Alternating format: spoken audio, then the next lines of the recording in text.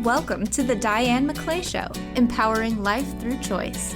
Get ready to discover new perspectives, motivation, and balance through Diane's compassionate storytelling and insightful discussions. Whether you're feeling stuck and discouraged or curious and looking for more possibilities, Diane has your back, and she's ready to take you on a journey of self-discovery and expansion. Choice is powerful, and so are you. The Diane McClay Show starts now. Welcome in, everybody. Happy Friday, and we are in Thanksgiving week. So for those of you who celebrate it, this is a time for us to be with family and to be thankful for everything that we have in our life. But it's also a time to remember that there are people out there who don't have what we have. They don't have access to the resources. They may not have the privilege that you have. And my guest today is Billy Stevens, who is a volunteer with the Hood River, Oregon Fish Food Bank. We've known each other for about 2 years. But I thought in this time of when everybody's getting ready to go home to be with family and have a big meal, this is also a very appropriate time to reflect on the people who may not have the ability to do that. So, Billy, I want to welcome you in. I want to say thank you, first of all, for all the work you're doing with the Fish Food Bank. I'm wondering if you could just introduce yourself, tell our listeners a little bit about you and a little bit about the Fish Food Bank and how we met. Sure. I'm Billy Stevens, and I have been working for the Fish Food Bank here in Hood River for about 13 years. Before that, I worked for OSU Extension Service as an educator, and all my life I'd worked with families. So when I retired, I thought, well, what can I do that can help families? And Fish Food Bank was the one that I decided to help with. And I work basically what my job at the food bank is I work with the volunteers and help coordinate and make sure everyone can get the food that they want and that they need. The Fish Food Bank's actually been around in Hood River County for like about 53 years, and we've been serving families all this time, helping them get through the tough times that they sometimes go through. Sure. Well, first of all, thank you for that. And how long have you been with Fish Food Bank? It's about 13 years now. Wow. So you're pretty committed. Pretty committed. You know, I retired fairly early. I was able to do that. And, you know, you need to have purpose in life. And this is a very worthwhile organization. And we have, we help many, many people. And so you go home at night feeling good. Yeah, exactly. I'm glad you mentioned purpose, because on Transformation Talk Radio and on the Diane McClay Show, specifically with my show, we really try, every time we do a show, we try to embed choice into the lives of the people that are listening.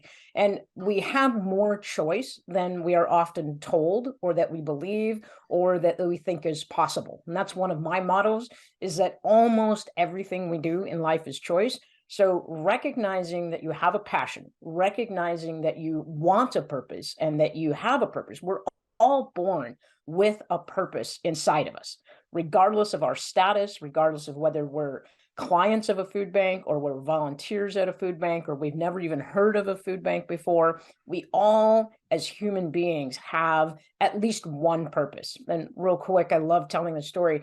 I had a conversation with a friend, and we're both kind of word nerds, and we looked up the word purpose, and its origin actually comes from proposare. It's Latin, to propose. And essentially, purpose is little, small proposals to self, essentially. So I'm glad you brought purpose, because I'm wearing a shirt today. It says, "Life is short, do stuff that matters." And that's me trying to help our listeners and remind myself that we can make a choice to step into purpose. And sometimes we don't even know what it is until we start doing something for other people. And then we get our hearts lit up and we feel like we're on fire. Would you agree with that? Oh, sure. And I guess that I may be a good example. I had worked a little bit with the food bank when I was working for Oregon State. But once I finally got into helping here, I get to know each family, and, they come in and tell you their stories, and sometimes are really happy and sometimes they're really sad. And so, it really helps you to have, to keep moving on. Right. So real quick, let's so is fish, so tell our listeners what fish stands for. Oh. And then is it a broader organization outside of Hood River, or is it just Pacific Northwest oriented? Well, FISH stands for Friendly Instant Sympathetic Help. And FISH Food Bank itself is an incorporated organization, but we are what they call a partner agency with the Oregon Food Bank. And so we partner with them. And so while the FISH Food Bank works basically only in Hood River County, there are food banks all over the state of Washington, and we work a little bit in Oregon and a little bit in Washington, and in Washington, it's nationwide. Food banks are, but FISH Food Bank specifically for Hood River County. Right. Well, let's broaden this conversation a little bit. Not all of our listeners are obviously based in Hood River County or in the Pacific Northwest. So can you talk a little bit about some of the experiences you've had serving people? What are some of the myths about food banks or about the people who attend the food banks? And how can we help our listeners feel more connected to the purpose, to the mission of ending food scarcity or minimizing it? Well, some of the myths is that only people that have no money at all can come, and that's definitely not accurate. If an individual, for at least Hood River, if an individual is in need, we serve them. We do ask that there is kind of a financial cutoff, and basically that's if you qualify for food stamps, you qualify for food here. And so that's one of the first myths is that, if you have a little money, you can't come. Another myth is that only people that come they should be out working, and they can, if they just work, they can have money for food. And, that's not the case. We have, many families that say, okay, I can make my budget go for like 3 weeks, and that fourth week, I just need a little help to get through. Or we have a lot of seniors that are living on Social Security, and they really can't, make all their, the food aspect go to the end of the month. And, sometimes people just are in hard times. And so those are a couple of the myths that I know that people have about food banks. Yeah, and one of the things, I appreciate you addressing that, because one of the things that I try to do on the radio show, and Transformation Radio also tries to do, is that we try to change perspective. We try to give people more information so that they are perhaps less judgmental about whatever. So I think it's really important to point out that we have a lot of clients, a lot of families who actually are working.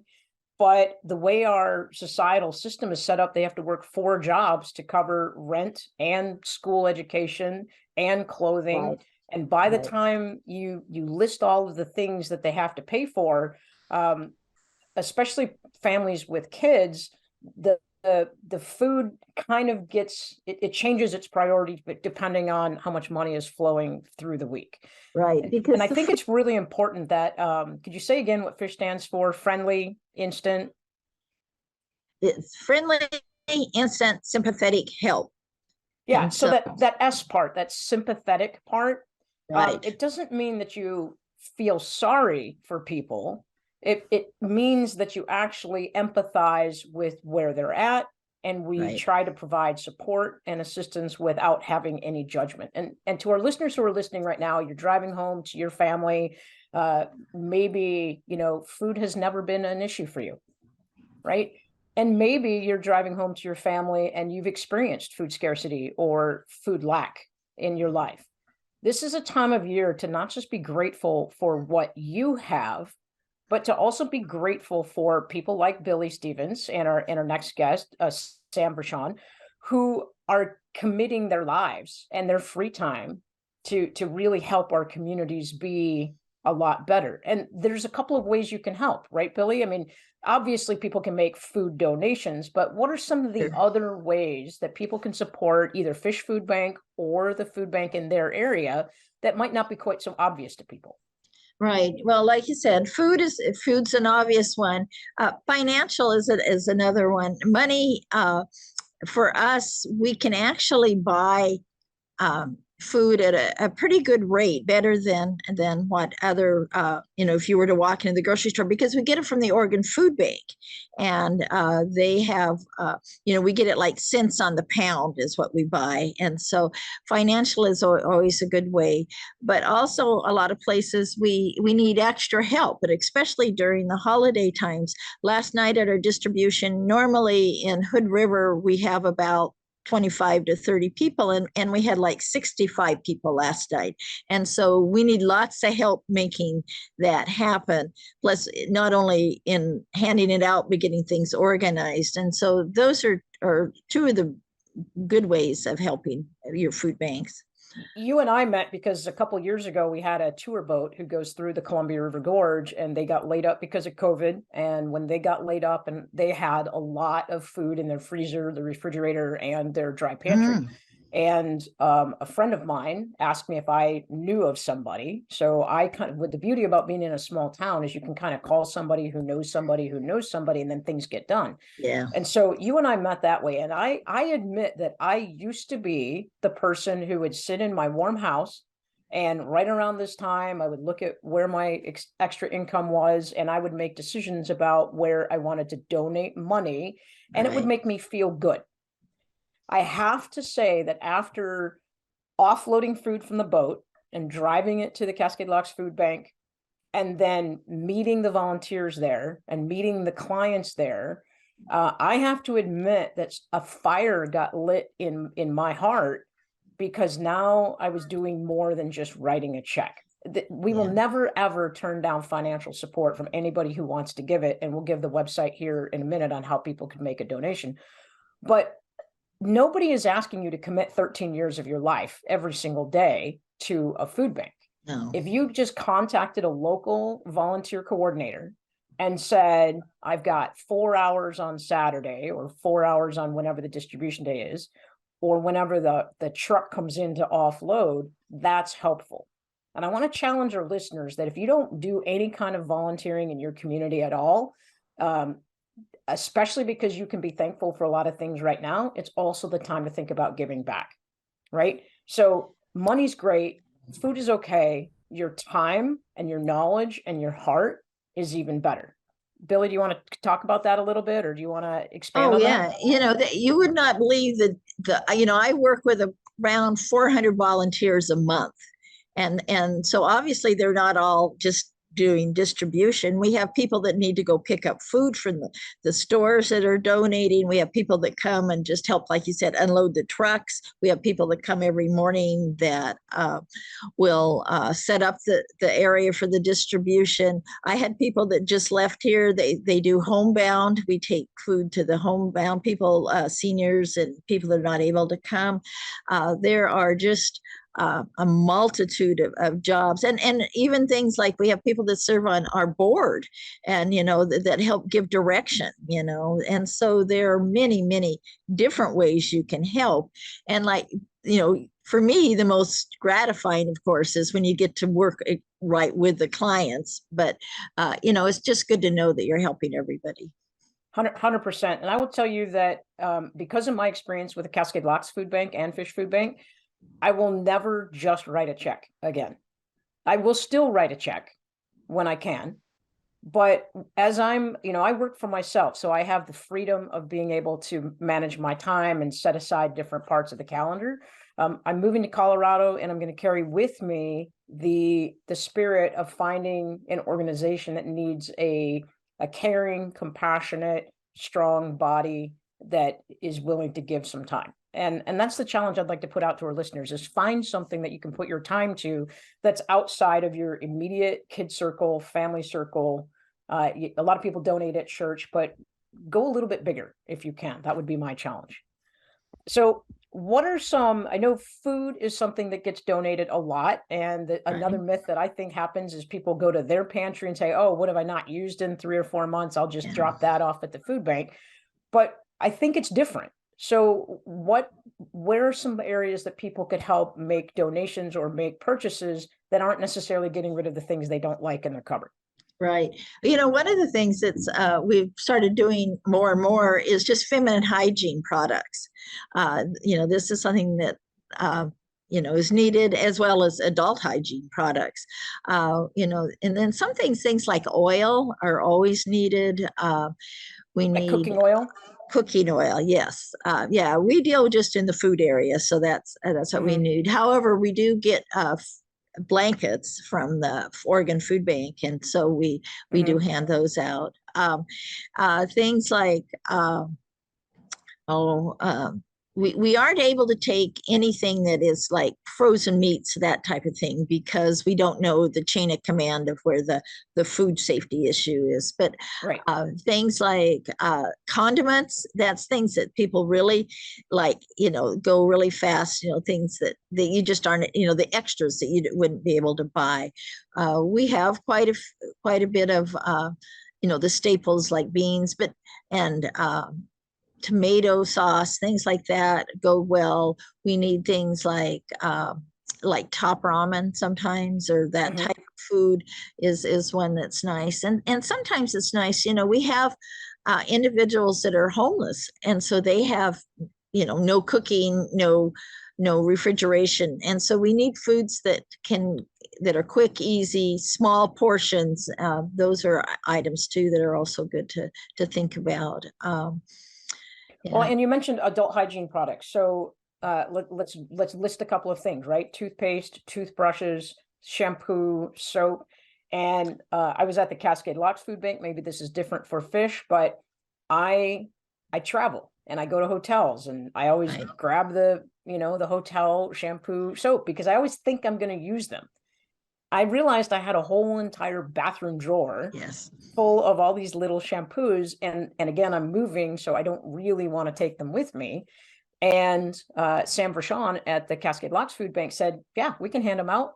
I mean, if they're sealed and they're in good condition. Yep. And it never occurred to me really how much waste the hotel chain industry actually generates. But plastic, it's in there. People use one little drop of it, then it goes home with them and it sits around for a while and never gets used. But even the little bars of soap, right? Not ones that have been used by people, but if it's still pre-wrapped, if you're like me and you pick it up thinking, oh, I'll use it in the truck when I'm driving. Those are things that food banks could benefit from, right? Yes, yeah, and we do get a lot of the little motel samples, but we also we actually purchase things like toothpaste and toothbrushes, and like you said, shampoo. These type of items are and even shavers for like men, combs, all those type of things. People, they go fast. People like that.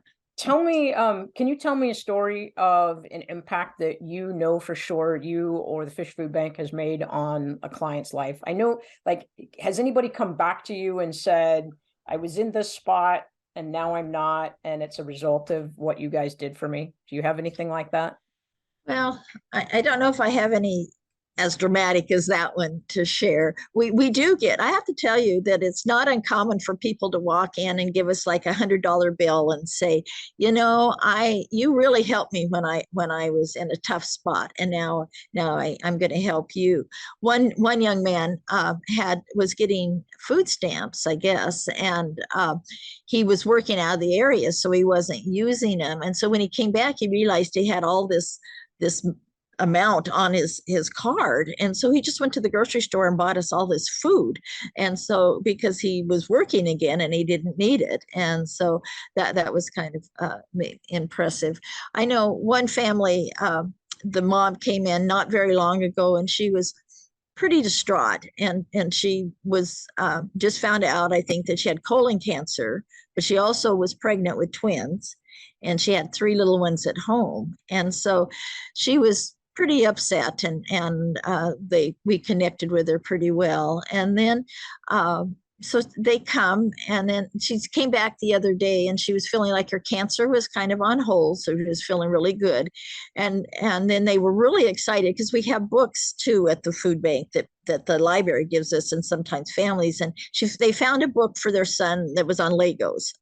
And so they just knew how excited he would be And then the next time she came back in, she said, "Oh, he just loved that book. He was so excited when he found it." And so that was kind of fun to see her progress of having a more positive situation, because sometimes we help too. Yeah, and it's a small thing, right? To Right. a lot of us who have some extra resources or extra time. Excuse me. We don't think about that. But for somebody who doesn't have the money to afford Christmas presents or to afford a book, we have to remember that when people are in a food scarcity situation, many people are living from day to day. Right. And excuse me, we have to remember that sometimes just a little act of kindness, a little act of extension is what's going to change that person's life. Yeah. Yeah. The number of hugs people get after they've helped people with food is what brings our volunteers back and back, because they say, people say, "You do not know how much this has helped us through the years." Right. So what else do you want to tell people, either specifically about the Fish Food Bank or about food banks in general? What do people need to know this time of year? Well, that we're always looking for help. And then we're always looking for extra resources, because we do have many, many additional people come because of the type of the year it is, and the seasons and the holidays, and not to be afraid to come in and just offer up, and also know that while we need your help this time of year, we also need it all year round too. And that's the other thing that I want people to know, that if maybe you're really, really busy at the holidays and just is one more thing you can't put on your plate, but maybe in June you have lots of time, and that's when we also need help. I think that's a good point to remember, that the food banks, the need for food doesn't ever stop. I wish it would. I wish there would be a balance between the large, massive amount of production of food that the Western society generates and the massive amount of food waste that actually can happen in our society. I wish that we could wave a magic wand and create this beautiful balance where the food that gets produced and sold gets consumed, and there is neither waste nor lacking in scarcity, right? But we have to work at that bigger problem as a society. So to remember, it's easy to think about charitable giving at the end of the year. That's when we have extra money. It's when we think about people that are less fortunate or they underserved. But the reality is just because it's more obvious in Thanksgiving and Christmas and maybe New Year's, it doesn't make the problem go away in April, May, October, June, all of that. So your point is well taken, that food banks really need support, especially in the times of the year that's not centrally, right now everybody's competing for everybody's extra dollar. The fireman's fund wants my money. The policeman's fund wants my money. My local business community wants my money. So this time of the year, there's a high competition for extra resources and extra dollars. So think about pre-planning your donations to a food bank, and plan your tax year out ahead of time, so that maybe you can make those distributions at different times of the year, right? Correct. Yeah. Right. How can people, so we talked about money, if people listening, and they're not necessarily, people don't have to be from Hood River or Oregon to make a donation, can you tell people how they can find you and how they can find the website? Okay, well, if they want to go to our website, it's at www.fish-food-bank.com is what ours is. So that's www.fish-food-bank.com. Okay. And then, okay, I say if they wanted to call here, they could always call our phone number, and that's 541-386-3474. Okay. And we can connect you up. If they want to go, to the website, then it'll tell you how you can donate. Okay. And are donations tax deductible?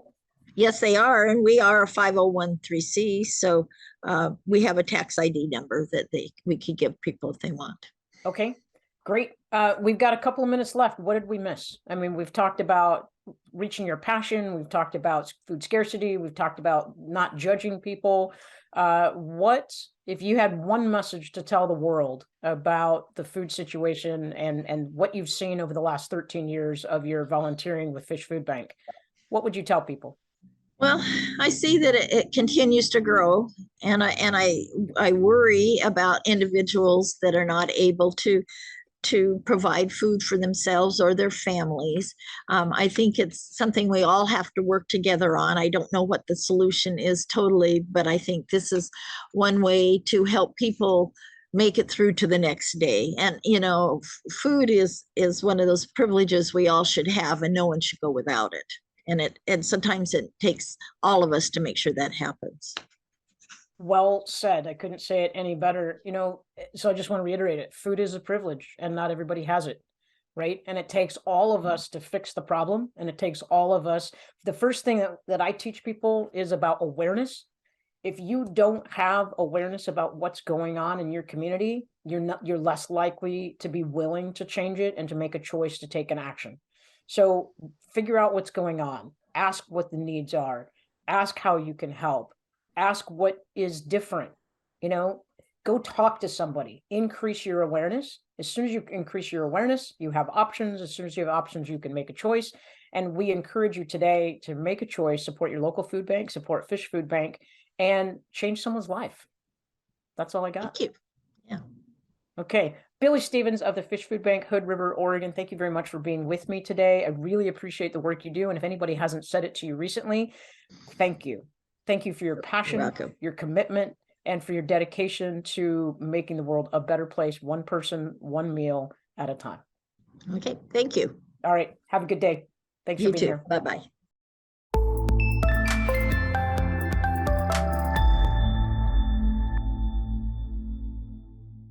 Welcome back, everybody. We appreciate you. We thank you for joining us. This is the Diane McClay Show, and every day we're trying to empower your life through choice.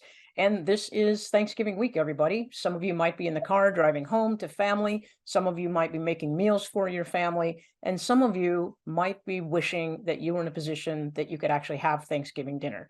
Our theme this week is about making the choice to have awareness, making the choice to get involved, and making the choice to make a difference in other people's lives. My second guest today is Samantha Verschuren. She's the site coordinator and the volunteer coordinator for the Cascade Locks Food Bank. Cascade Locks is a very small town just east of Portland, Oregon.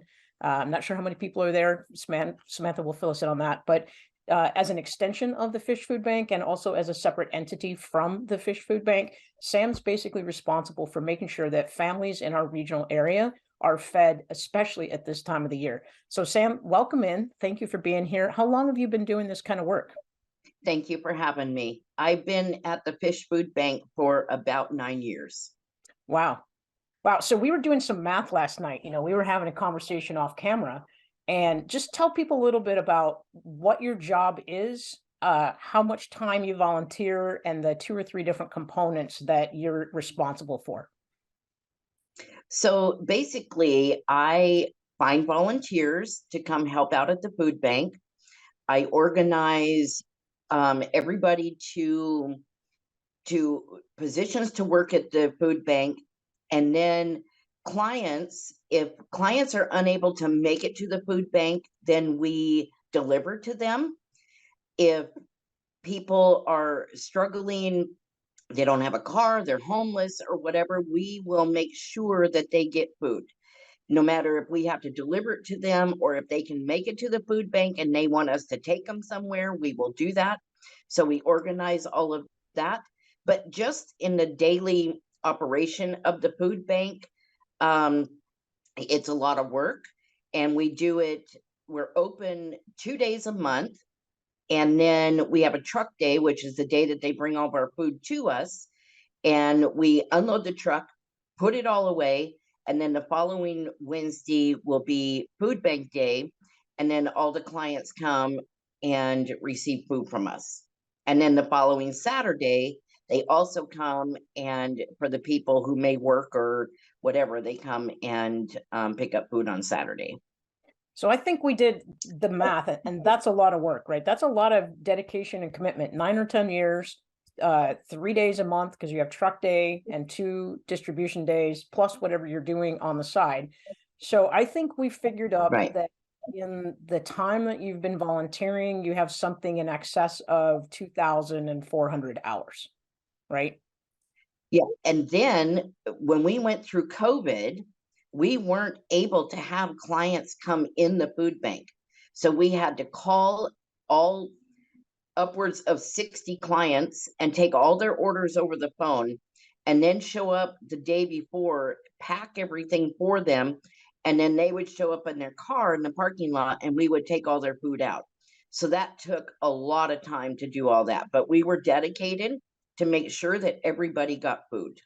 Well, and I wanted to ask you about that. How did you get started in this volunteering to begin with? What's your motivation, or what's your experience that made you say, this is the place that I need to serve?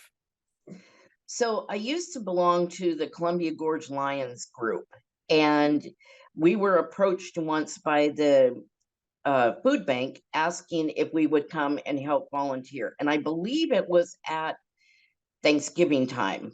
And so I, of course, said, yes, I will do it. And as soon as I went in to help volunteer, I had no idea what to expect. And as soon as I walked in, I felt at home. I felt that this is a place that I need to be to help as many people as I possibly could.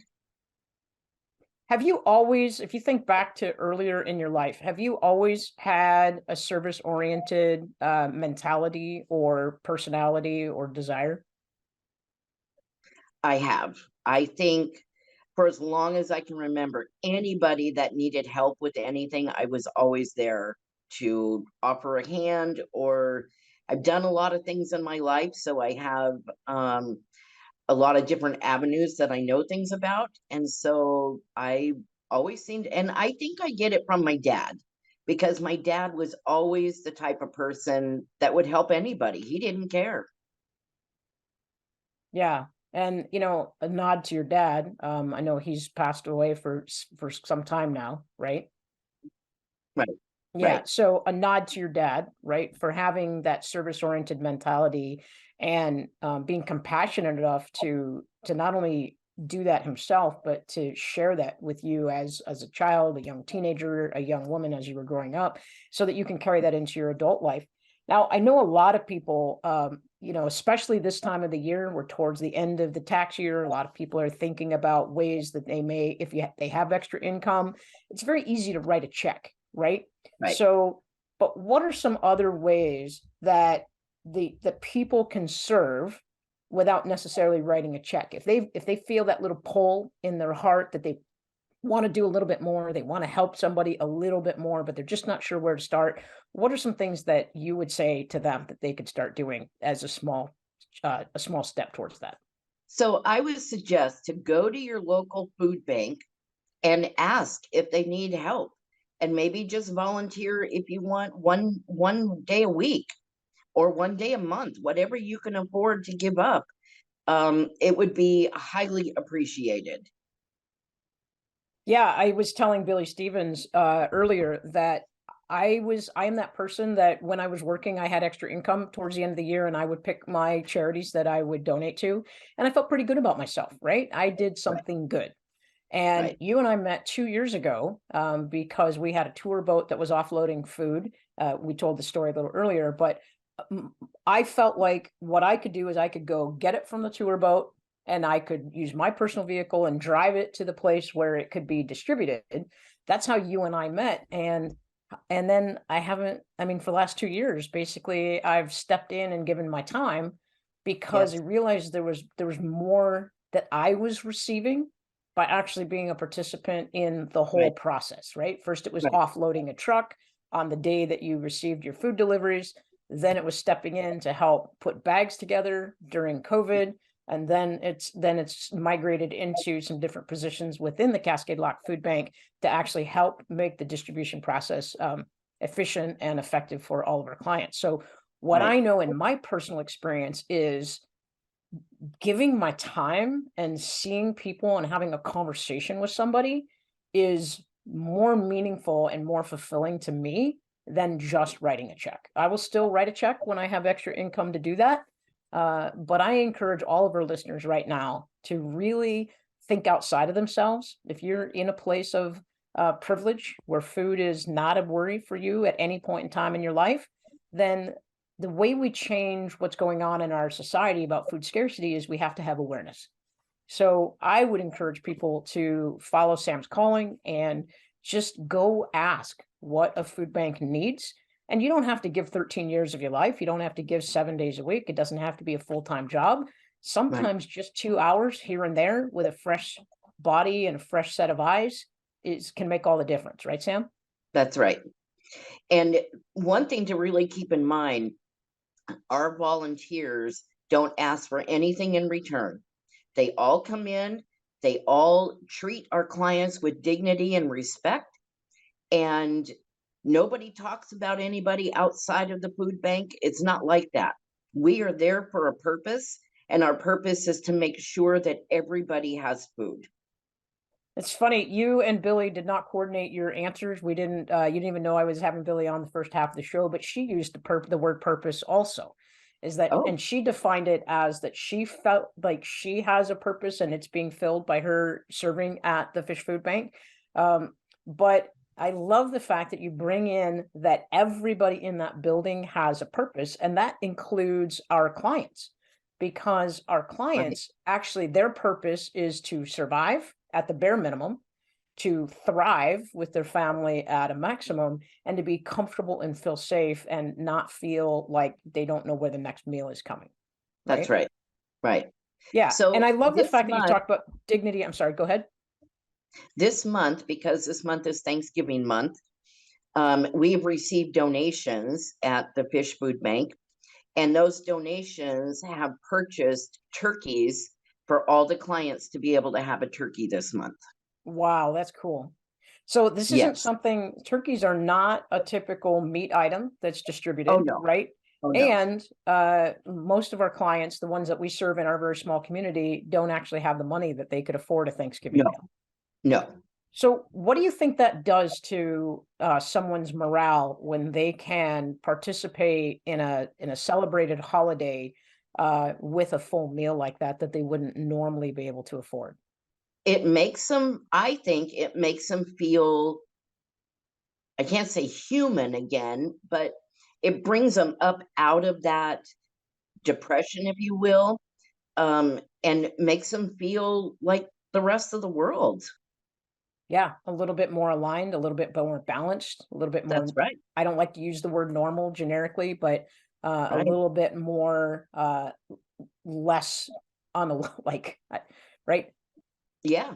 Yeah, exactly. So how do you think that emotion, if somebody gets a sense of normalcy, for lack of a better word, a sense of balance in their life because their food situation becomes more stable or becomes more pleasurable, how do you think that actually impacts that family or their contribution to our community? Well, so that's kind of a two-part question. Most of our clients are in a situation where they will never ever have more income. They're kind of on a social security income. They won't ever be able to, most of them are elderly. They won't ever be able to go out and pick up a side job or go get a part-time job or anything. So they kind of will be in this lower income bracket and probably coming to the food bank for life. But you do have clients that something has happened in their life and they have fallen into this slump where things aren't as good as they can be. And they just need temporary help to get them through this until they can go get, a job or a better job or whatever. And we have clients that come in, they come for maybe 2 months, 3 months, maybe, and then we never see them again because they got their life on track and they didn't need us anymore. Is that a hard thing to know thing. That a client disappears and you don't really quite know why, but the hope is that they've moved up in the world or they've bettered themselves?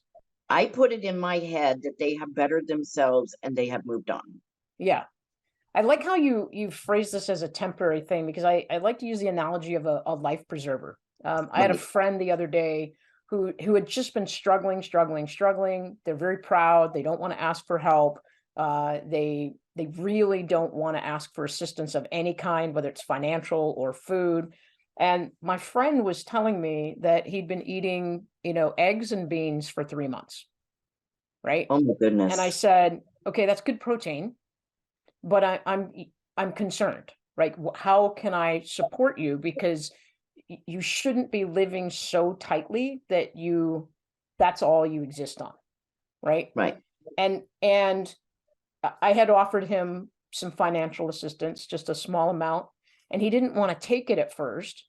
And I said, well, if you just look at it like you're in a pool, you've been swimming all day long, you're starting to get tired.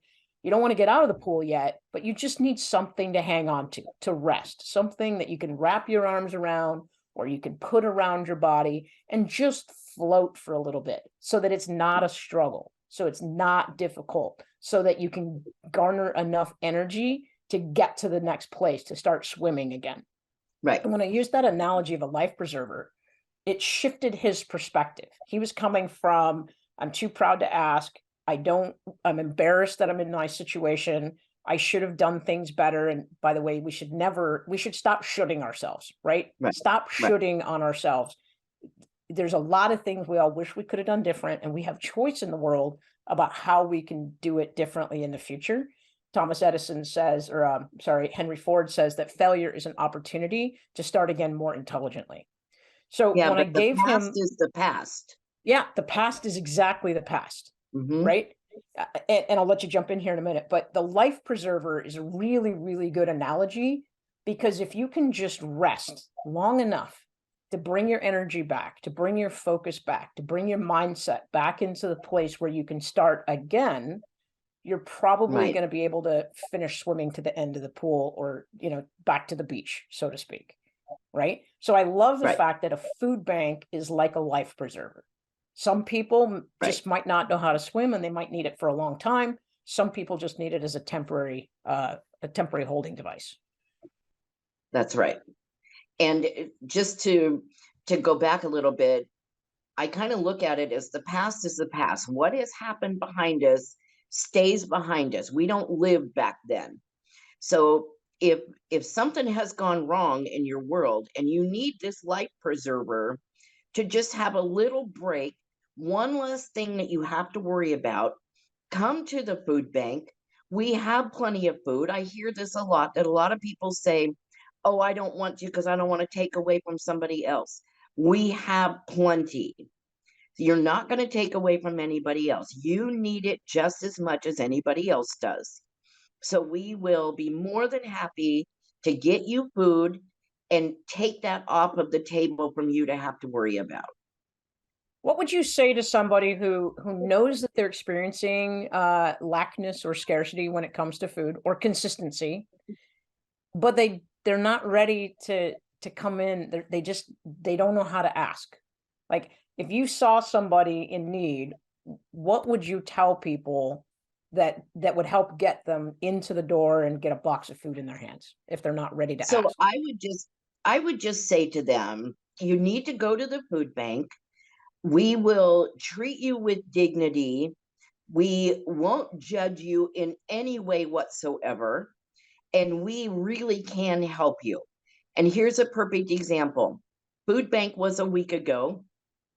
Our local Columbia market donated 300 pounds of meat. And we put it out on a table. We let the clients know they could take as much of it as they wanted. And I tell you, they were more than thankful, because a lot of them can't afford to buy meat now. And they weren't pigs about it or anything like that. They just went in there, took what they felt they could use, and were so happy to have the opportunity to do that. Yeah, and I was there too, and I saw kind of the look on their face of the it's almost like telling a kid they can pick out any candy bar they want. It was almost like, Right. really? And Yeah. so what I witnessed was clients would pick up 1 or 2 packages of meat, and we had a hamburger, we had like steaks, we had, Right. pork, we had some chorizo, we had some stuff that people wouldn't normally get in a food bank distribution, and they wouldn't normally be able to afford it. And, Right. and what I witnessed when I was watching is people would pick 1 or 2. Right. And we had 300 pounds, and you and I were both concerned that we were not going to have room in our freezers to put all that stuff back. And Right. excuse me, and I remember saying, excuse me, you can take more than 2. How many people do you have in your family? Oh, well, I have 8. Well, why don't you take 3 or 4 or 5? If you have room in your freezer to store this, make sure you handle it and process it the right way so it lasts longer. But Right. a lot of that meat can be put into stews. It can be put into something that makes more than just one meal and can Right. feed multiple people for multiple days. Right. Right. And what I witnessed was there was this overwhelming gratitude that not Yeah. only could they make their own choice to start planning some of the meals they wanted to plan, but that they, for a moment in their life, they were unlimited. There Yep. was an unlimited amount of resources that were available to them. Right. So you That talk about dignity. What do you think that does for the client when they have it's unlimited huge. resources? Yeah, it's huge. It boosts them like you couldn't imagine, because this doesn't happen all the time. And so for it to happen, especially this month, was huge. They walked out of that place with huge smiles on their faces. Right. And so let's give a shout out to Columbia Market and the new owners there for recognizing that they had excess, and they've been remodeling the store. It's under new ownership, and they're bringing new products in and getting rid of old products. But what a forward thinking business owner to say, I have a lot of excess. I see that there are people in my community who have a need, and there's a system in place in order to make sure those people can get this product in an efficient, expedient, and meaningful manner. Right. So shout out to Absolutely. Columbia Market, Cascade Locks. We have a lot of gratitude for your generosity, and we appreciate the partnership that you have with Fish Food Bank and Cascade Locks Food Bank. Absolutely. So what do you want other people to know specifically, either about the Cascade Locks Food Bank? We talked about dignity and respect. We talked about getting people signed up. But what are some of the myths about food bank distribution, or what are some of the things that our listeners might not normally be aware of that you can bring their attention to today? So one thing I would like to say is, at a food bank, mostly things that we receive is food-like items. So we are in desperate need of shampoos and conditioners and bar soap, toothpaste, toothbrushes, toilet paper, wipes, and especially dog food and cat food. A Really? lot of people have pets, and that's very expensive stuff for them to buy. And so just donating one large bag, we break it down into smaller Ziploc bags, and then give our clients a small Ziploc bag, and it helps. Everything helps. So try not to think just about food, because if somebody has food stamps, they can't buy shampoo or conditioner or things like that with their food stamps.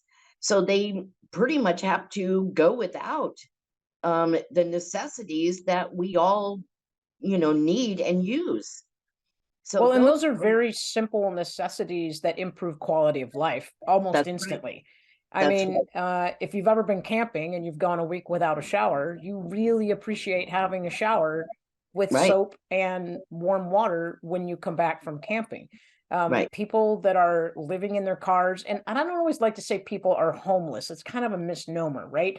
Some people are choosing to live in their cars because that's what they can afford to do, right? It's their way of surviving.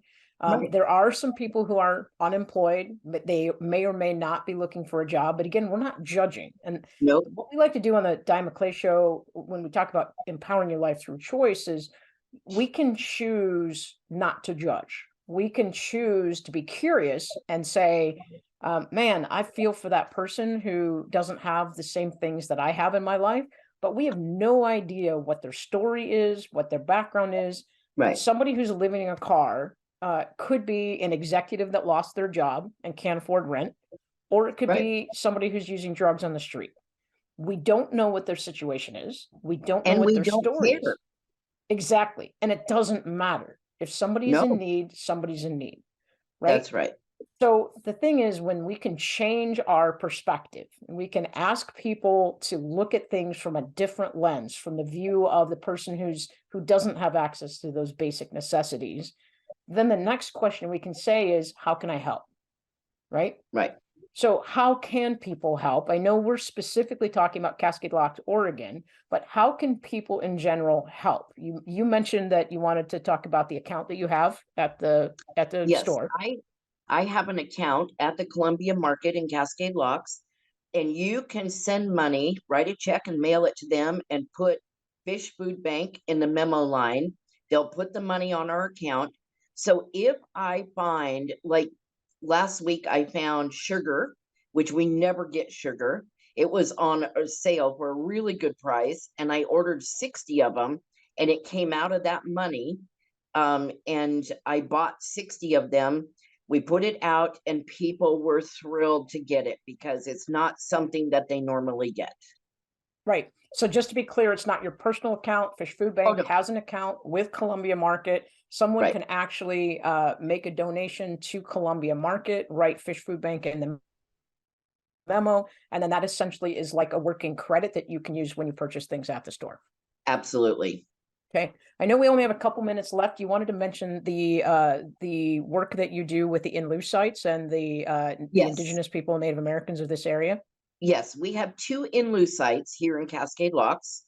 One of them is right here in town, and we make sure on Food Bank Day that we take down food for the natives. We find out how many families are there. Depending on how many families is how much food we take. And what they can't use, they will distribute out, because there is other natives that live in our town in a house. They will distribute out between the tribe, through everybody in the tribe. So it's a really good thing. We don't forget about them. We make sure that they are taken care of. Right. And especially this time of the year when Thanksgiving for the average American that is not indigenous to as a First Nation, this is a time of being thankful and being with family. But for indigenous people all over, not just like in Canada and the United States, for the original tribes and the original people that are here, this is not a day of celebration. This is not a time of them being joyful. This is a time of remembering that their populations have been wiped out. And so being able to create that extension and that invitation to help take care and help make some reparations, I think is really a beautiful thing.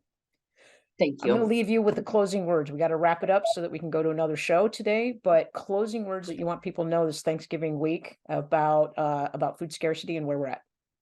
Please help your food banks out wherever you are. They really can use volunteers. They can use donations. They can use all kinds of things. If you'd like to make a large donation to the Fish Food Bank, you can do that. Go on fishfoodbank.com. and you can make a donation on their site, or their address is on there to be able to mail them a check. It's a great shout out, and it is a 501(c), so it is tax deductible. Sam, on behalf of our clients and our community, I just really want to say thank you publicly for all the hard work that you've done, and I can't wait to have another conversation with you about this. Thanks for being here today. Thank you. All right, take care. Bye-bye. Thank you for listening to the Diane McClay Show, where you are empowered to enact change in your life through choice. You know that little voice in your head that's been telling you to pursue that passion project? Or maybe it's been screaming for you to go outside and explore the great outdoors. That voice is you, and you deserve to be heard. Listen, make a choice, make a change, and watch yourself grow. For more information about Diane or to work with her personally, visit DianeMcClay.com.